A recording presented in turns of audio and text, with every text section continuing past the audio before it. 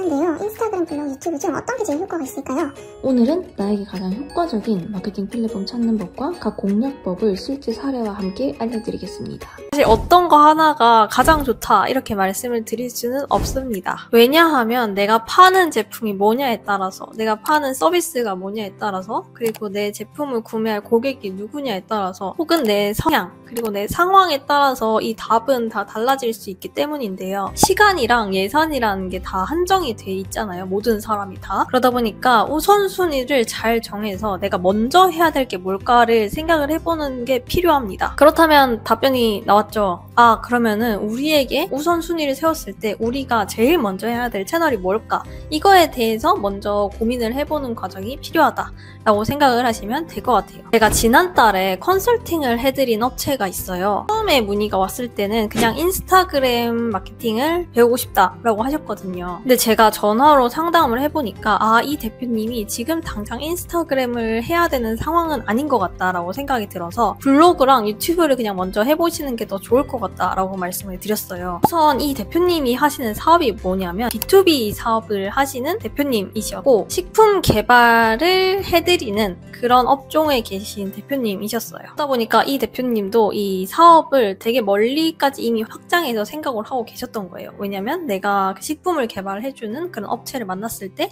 아, 내가 만약에 SNS까지 할 줄 알면은 그 마케팅 대행도 내가 해주겠다, 홍보도 내가 해주겠다라고 해서 이 파일을 좀 더 늘려나가면 되겠다라는 것까지 계산을 해서 사실 저한테 인스타그램 마케팅을 배우고 싶다라고 말씀을 해주신 거였는데 제가 이 상담을 하다 보니까 아, 이 대표님이 지금 이 사업도 일단 처음이시다 보니까 사실은 고객을 먼저 우선적으로 많이 늘리는 게 1차 목표시더라고요. 그러니까 내가 인스타를 대행해주는 거, 뭔가 컨텐츠를 대신 만들어주는 건 2차 목표인 거고 1차 목표는 일단 식품 개발, 이거에 대한 고객을 모객하는 거, 이게 1차 목표다 보니까 블로그랑 유튜브를 추천을 해드렸습니다. 그 이유는 식품 개발을 필요로 하는 사람들이 어떻게 의뢰를 할까를 생각을 해보면 좋습니다. 식품 개발이 필요한 사람들은 아, 내가 밀키트를 만들어 보고 싶다, 만약에 이런 생각을 하고 있다고 해요. 그럼 밀키트 OEM 업체를 찾아야겠네? 그럼 밀키트 OEM을 유튜브에 검색을 해볼까, 인스타에 검색을 해볼까, 네이버에 검색을 해볼까, 이게 사실은 답이 될 수가 있습니다. 인스타에서 뭔가 정보를 찾아보는 비율은 저는 엄청 적을 것 같다라고 생각이 들었고 네이버 아니면 구글에 검색을 해볼 확률이 제일 높아요. 그럼 그때 밀키트 OEM이라는 키워드를 검색을 해서 네이버나 구글에 상위에 떠있는 글들이 내 글이라면 나에게 문의를 줄 확률이 좀 더 높아지겠죠. 이미 밀키트 OEM이라는 키워드를 검색했다는 거는 이미 내가 어느 정도까지는 하고 싶다라는 마음을 염두에 두고 검색을 하는 거잖아요. 그러다 보니까 구매 전환율도 굉장히 높습니다. 그러면 유튜브는 왜 추천한 거냐? 유튜브에서도 검색하는 비율이 상당히 높다는 사실, 이거를 잊으시면 안 됩니다. 그런데 유튜브랑 네이버랑은 약간 검색하는 결이 다르기는 해요. 유튜브는 확실히 정보, 그러니까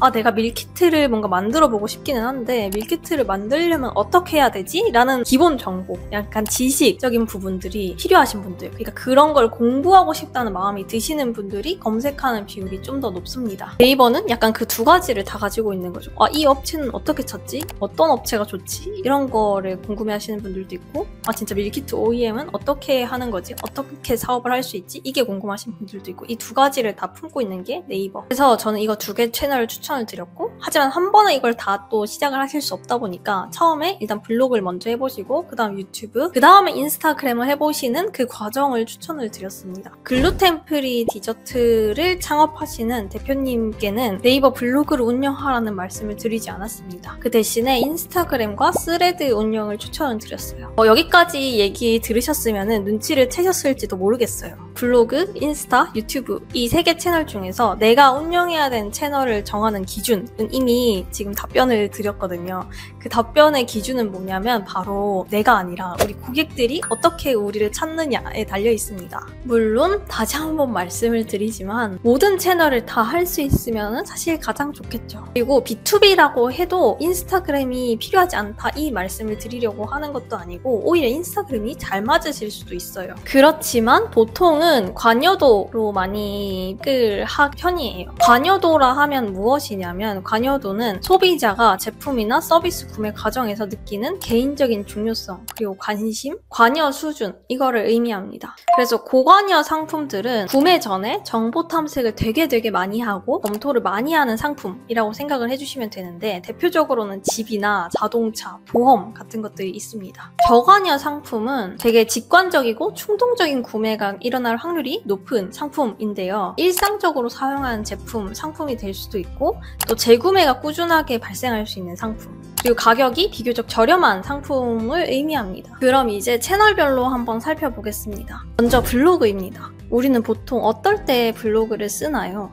보통은 무언가를 검색을 해서 내가 원하는 정보를 찾고 싶을 때 블로그를 찾습니다. 그래서 블로그는 보통은 검색 유입이 가장 높은 채널이에요. 우리가 검색할 때 쓰는 단어들을 키워드라고 하는데요. 키워드는 뭐 서면 맛집 같은 대표적인 키워드들도 있지만, 서면 낙곱새 맛집, 서면 포케 맛집 같은 단어들도 모두 다 키워드에 해당이 됩니다. 왜냐면 누군가는 서면 낙곱새 맛집이라고 검색을 할 수도 있으니까요. 그래서 우리가 블로그에 어떤 특정 키워드를 잡고 글을 썼을 때 그 우리가 잡은 키워드에서 우리의 글이 상위에 노출이 된다면 당연히 구매 확률이 높아집니다. 그런데 저는 보통은 저관여 상품의 경우에는 브랜드 블로그를 운영하시는 것보다는 블로그 체험단 운영을 추천을 드리고, 고관여 상품의 경우에는 브랜드 블로그 운영을 추천을 드리고 있는데요. 그 이유는 저관여 상품의 경우에는 예를 들어 서면 맛집 같은 경우에도 진짜 한 20개 정도 읽으면서 내일 약속 장소로 잡을 맛집을 막 진짜 심사숙고해서 고르는 분들이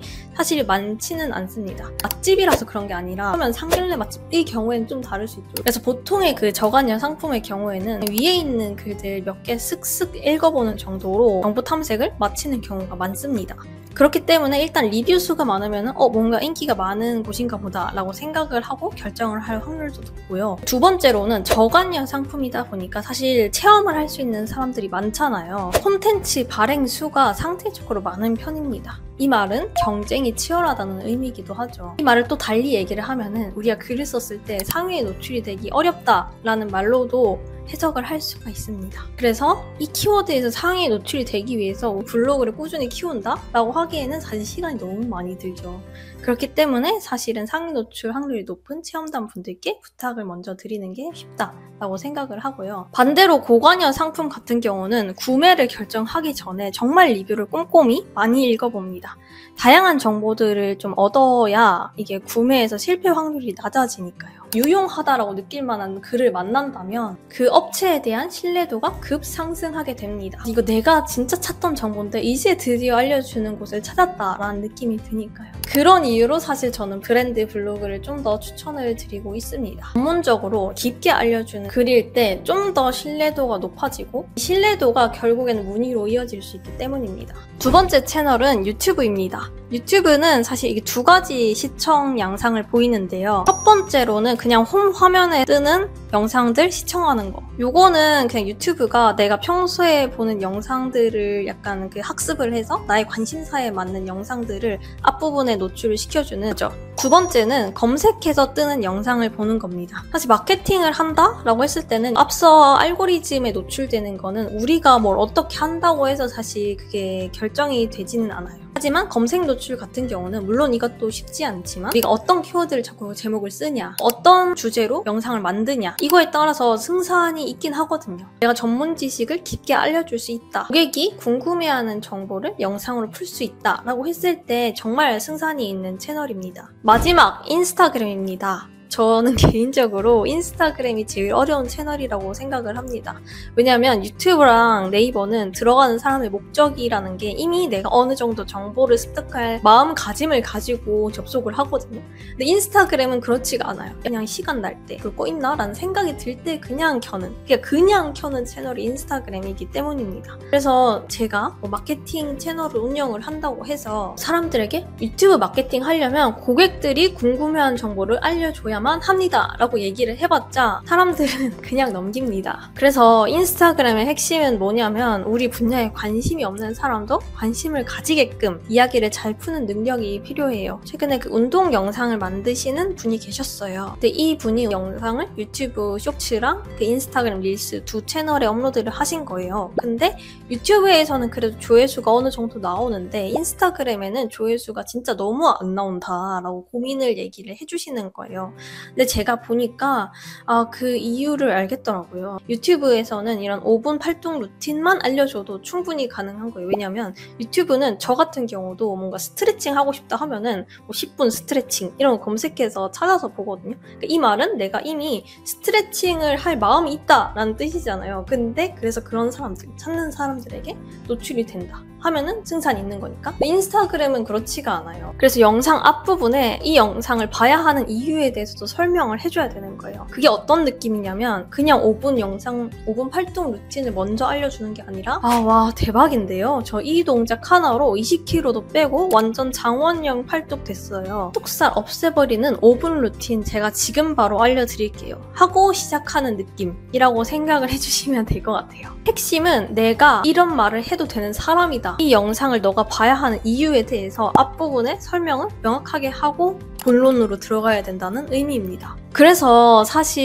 이런 것들을 잘하신다고 하면은 어떤 업종이든 간에 인스타랑 스레드가 또 잘 맞으실 수도 있어요. 그런데 아무래도 고관여 상품은 인스타그램 노출이 되게 많이 되고 조회수가 높다고 해도 이게 바로 구매로 이어지기는 어려운 상품이잖아요. 예를 들어 변호사다 하면은 내가 지금 변호사가 필요한 순간이 아닌데 이 영상이 떴다고 해서 변호사 의뢰를 할 수는 없는 거고, 내가 냉장고가 지금 바꿀 필요가 없는데 냉장고 자랑을 한다고 해서 냉장고를 바로 공동구매로 사기는 살짝 어렵단 말이죠. 물론 브랜딩 측면에서는 너무 좋죠. 그래서 나중에 내가 피해를 봤어. 내가 변호사가 정말 필요한 순간이 왔어. 그러면은 내가 그때 보던 그 변호사님한테 의뢰해야겠다 라고 하기에는 너무너무 좋은 채널이라서 운영하는 게 나쁘지 않아요. 다만 변호사가 필요한 사람은 보통 검색을 해서 변호사를 찾을 확률이 높다 보니까 그때 떴을 때 전환이 될 확률이 훨씬 높아서 그거를 먼저 하는 거를 추천한다. 반면에 내가 쿠키를 팔아요. 필요한 순간이라는 게 있는 제품이 아니잖아요. 그러다 보니까 저거 진짜 맛있어 보인다 하면은 그냥 사서 먹어봐야겠다 하고 전환이 되게 쉽게 일어날 수가 있는 거죠. 그래서 이런 식으로 상품과 채널에 그런 연관성이 있습니다.